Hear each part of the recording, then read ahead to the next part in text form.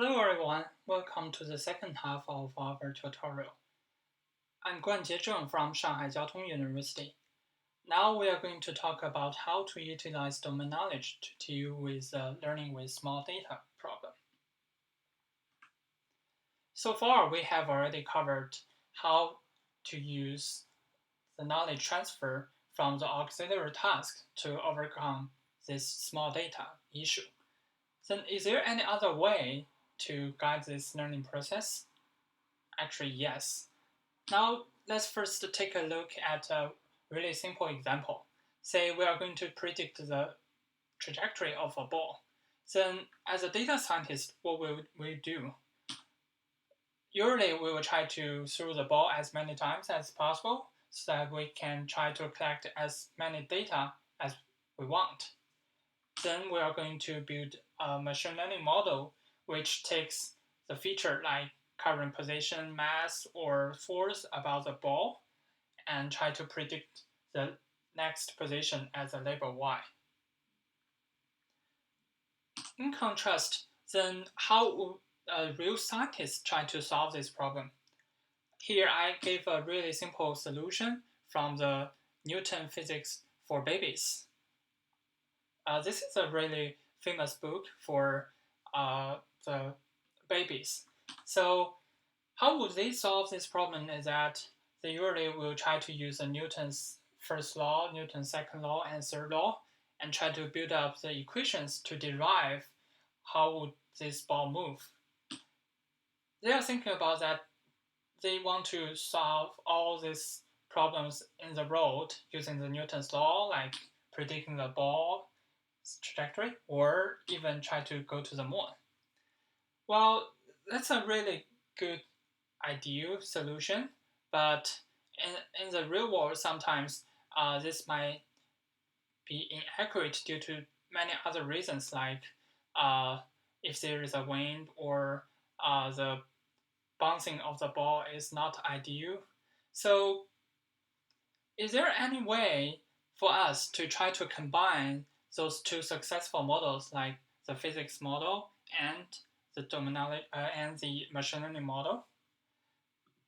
Well, this becomes a really general question. Here we give this general framework, like if we have a machine learning model like this, which takes the feature x as input and predicts the label y, is there any way for us to use the domain knowledge model to help us improve the label y to a better solution? Next, we are going to actually introduce several different methods in doing this way. First, we are going to take a look at some really simple methods, like we can try to use domain knowledge as pre-processing, like using knowledge as feature. Some researchers in recent years try to propose a model like this. They are going to use features from the dataset and first use a physics model to predict the y. Then they are going to concatenate the predicted y and the original features into another machine learning model. Then finally, they are going to get the final prediction y hat.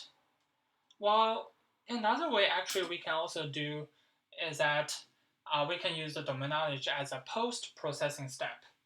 For example, if we are going to predict the structure of a crystal, from the domain knowledge perspective, some scientists might try to predict or calculate the power or say the energy of each candidate crystal structures. However, there are too many candidates so that it's really expensive for them to calculate them all. Therefore, some scientists try to propose another idea, which is we first use available data like the proportion of different chemical elements in this material to predict the possible candidates, which will give us a short list. Then the domain knowledge can be used to further prune this short list to calculate the most possible structure. So in this way, actually, the data science model and the physics, or say the domain knowledge model, are used in this two-step process.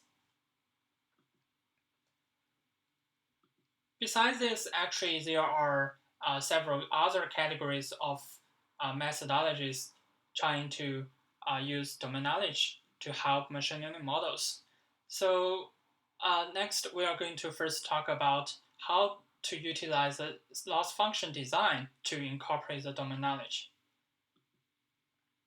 Let's first take a look at what normally in machine learning model the loss function is like. Here, usually we have a machine learning model like this, which takes the feature X as input and predict label Y ML. And we try to calculate the loss function like this. We usually calculate it using YML minus Huaxiu. And we try to minimize this gap so that we get a better machine learning model. Then our first idea actually comes from the residual modeling idea. So given all this machine learning model and domain knowledge model, which generates the ML prediction and domain knowledge prediction correspondingly, is there any way that we can try to utilize this YDK, which is the domain knowledge prediction, to help our machine learning model? Yes, it is. So here we just try to utilize the domain knowledge model prediction as part of the final prediction.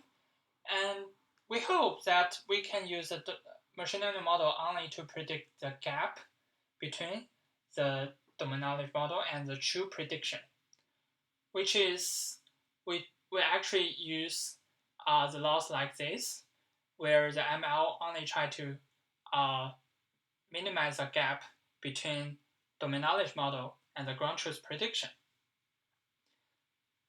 So that's why we call this residual modeling. Instead of directly predicting the Y true, we are now trying to predict the residual. Well, is there any guarantee behind this?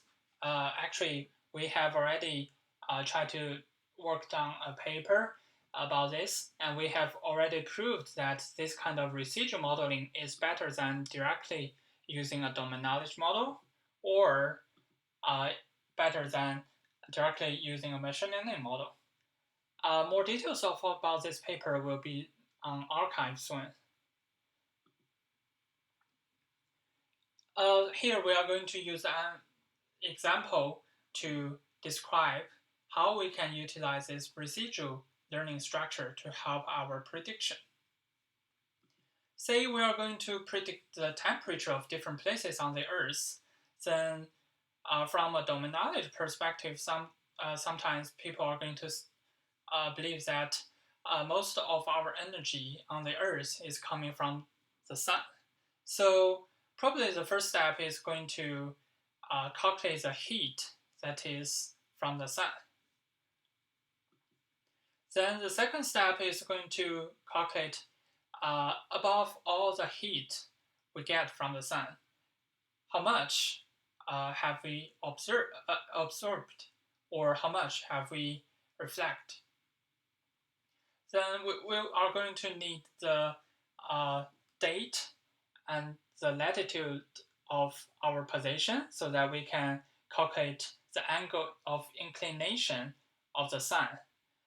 By doing this, we are going to build a coordinate system so that we can calculate how much energy in total we absorbed. After that, we are going to utilize the Stefan-Boltzmann law to calculate how much temperature change is induced by the absorbed energy. So this is a three-step process from a domain knowledge perspective in order to calculate the temperature of one place. Then how should we combine this with our machine learning model? So basically, our machine learning model will also take the month, year, and location of data points and try to predict the temperature. Well, the domain knowledge model actually based on all the three different series, they are going to also take similar features and predict the y. Then we are going to combine those two predictions into the final prediction, like we mentioned before. Well, how does it work? You might be really curious. So here we just give a really simple comparison of three different kinds of models. By directly using domain knowledge model, well, you can reach an RMSE in terms of Celsius degree at about 8. Well, by directly using machine learning model, well, you can improve a little bit to over 6. And by further combining those two, you can actually reach a really small RMSE, which is close to 4. So that really shows how this combination of these two parts help in our model building. If you are interested in more detailed results on this dataset and about other methods, other datasets, you're welcome to visit our paper, which will be on arXiv soon. Well, after that, actually, we also did a case study on the predicted results to show how does those model building process helps. Here, we first show the ground truth temperature of the globe. So we can see that actually they vary a lot in different locations. And here, we also try to show the other prediction results by different models corresponding by the combined model, by domain knowledge, or by the machine learning model purely. We can clearly see that actually the domain knowledge model can really help us try to get the mapping between the latitude and the temperature. Well, although the machine learning model can reach a relatively smaller area than the domain knowledge model, they cannot capture the trend mentioned above, which is the mapping between location and temperature. Well, by combining those two, actually our combined model can overcome the high error in domain knowledge and also incorporate the trend.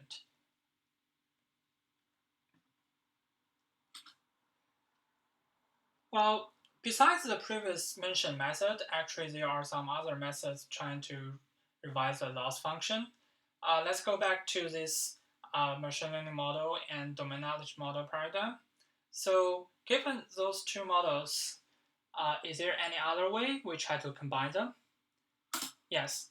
So by directly modifying the loss function, we can try to generate a combined loss where the first term is actually about the prediction of the machine learning, and the second term is about how this prediction fits the domain knowledge. So here we use G as a measure of the consistency between domain knowledge and predict label, and we use MDK as a transformation of the feature X given the domain knowledge. So basically the second term will try to measure how well your predicted machine learning data fits the domain knowledge principles. Next, we are going to give another example on this. Here, we are going to observe a lake water system. If we are going to predict the temperature of the water in this lake, there are a lot of factors we need to observe and consider.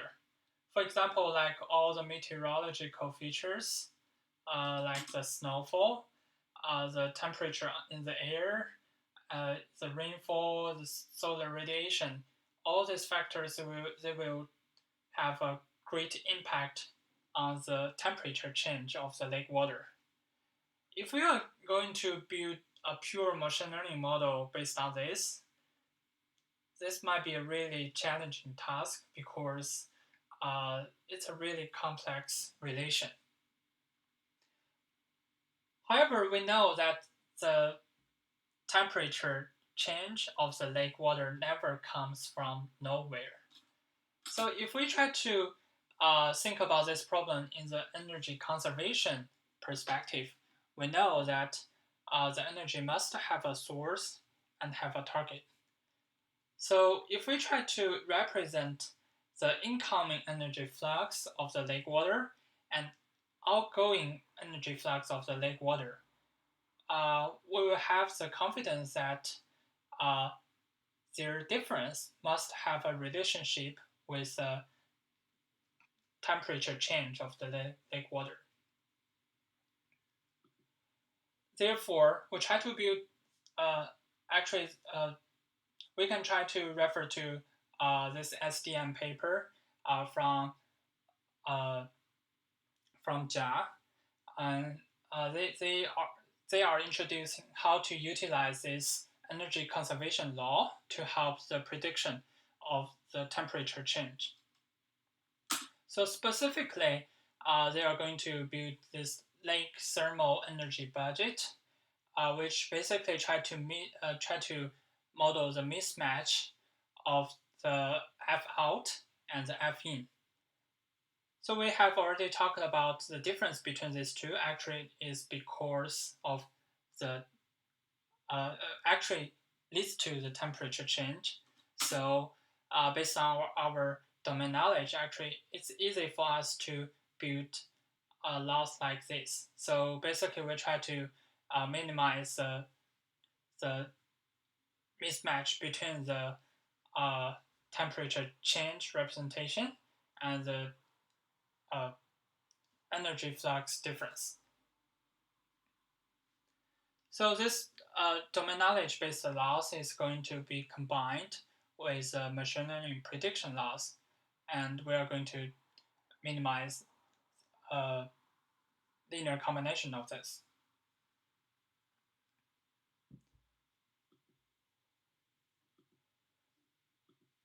So how does this method actually perform? So here we give a very simple comparison, which is also from the same paper. So the authors actually compared 3 different methods where GLM is the physics model and RNN is definitely a typical machine learning model. So they compared those 3 models where PGRN is their proposed one. They compared these 3 models in terms of the RMSE and also the energy inconsistency. So in terms of RMSE, actually PGRN can reach the lowest RMSE, and also PGRN can reach much lower inconsistency of energy than the pure machine learning model RNN. So if we try to observe the inconsistency on the time scale, the authors also showed us that if we plot all the G, which is a representation of the temperature change, and the representation of the energy flux difference, ideally we will hope these 2 curves overlap with each other in the time scale. What we observe in the physics model, actually they almost overlap with each other. While in the RN prediction, although we can reach fairly low error, this prediction actually violates this kind of physical rule because the temperature change and the energy flux doesn't match. While in the PGRN predicted result, actually those 2 quantities match well with each other.